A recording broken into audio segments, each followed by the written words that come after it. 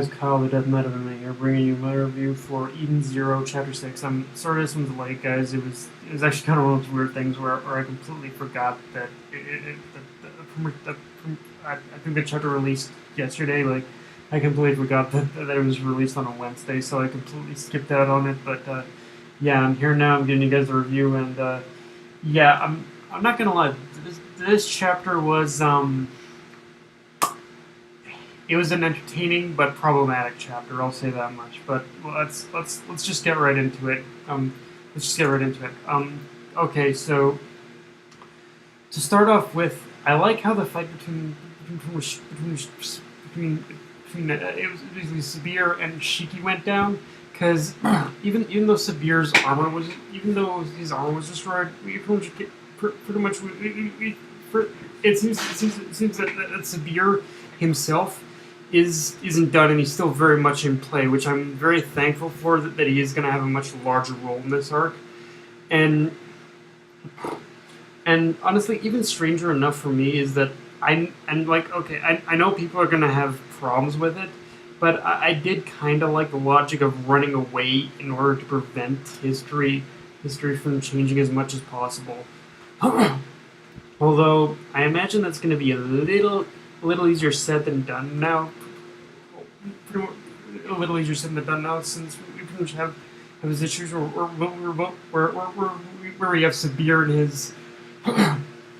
have Sabir and his and his gang now pretty much setting their sights on both White, Shiki, and Rebecca. And with all these series of events just happening in the beginning of the chapter, it it does seem like Mashima is kind of hammering into our heads the idea of the idea of that not changing the future is going to be a little harder. In fact, I wouldn't. In fact, I think it's going to be a little harder said than done. In fact, I think by the time this arc is over, both Shiki and Rebecca will in fact have changed the future. And if that does happen, I'm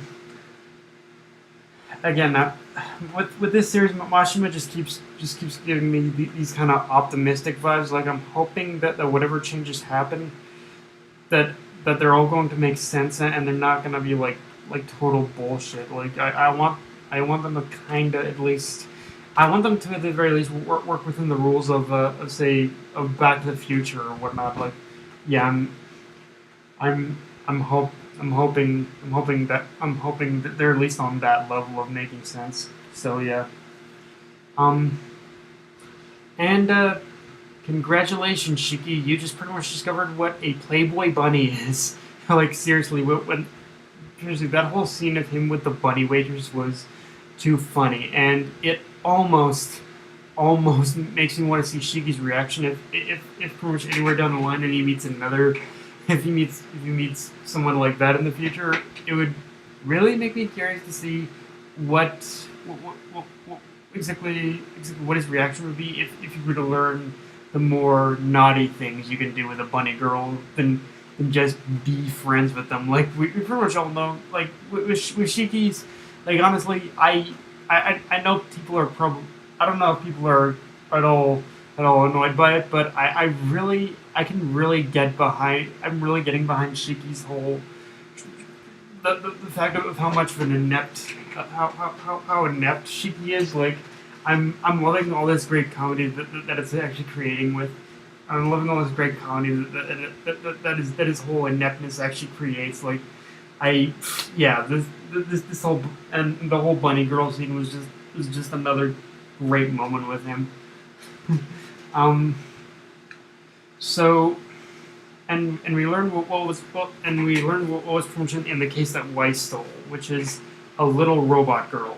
And in a way, it's actually kind of funny when you first realize that the whole purpose when the whole purpose that Weiss stole from a criminal organization essentially went down the drain in that moment. But with the whole reveal of this little robot girl, it does kind of raise another question, which is who this little robot is, and what's Sabir's group, and why Sabir's group pretty much wants her back so bad. Like, obviously there's obviously one of those. It's obviously a situation where there's more to meet the eye with this little robot girl than we probably even know about. And I think, and honestly, like I'm not gonna I'm gonna leave Mashima in order to sort out the thing with of what her connection to Sabir's group is. But one little theory I have about this robot girl that's connected to Weiss is I I almost get the feeling that this little robot girl is actually going to play a part in leading Weiss down his eventual path of becoming a robotics professor. Like I know it sounds strange, but something about this meeting about this little robot girl being revealed and pretty much and Weiss having been the one to steal in order to steal her basically says that yeah this little robot girl pretty much this little robot girl is going to lead Weiss down is going to help pretty much lead Weiss down his eventual path of becoming a robotics professor. Which, if that is the case, I think this could lead to some great interaction between these two, and it could lead to some great character development for pretty much Weiss. Because right now he's little more than a scoundrel, and I want to see him develop a little bit beyond that. And all right, so I'll be honest with you guys. From a pacing standpoint, this was not one of the better chapters because we actually learned very little and advanced even less in terms of the plot, especially since for me, that especially since for me that there are at least two key questions that still need to be answered. How are Sabir and his gang connected to Weiss's future? Because obviously they do have obviously they definitely have obviously they did help they did do something in order to lead Weiss down the path that he wasn't that to become the man he was in the future. And B, why does Weiss need money to begin with?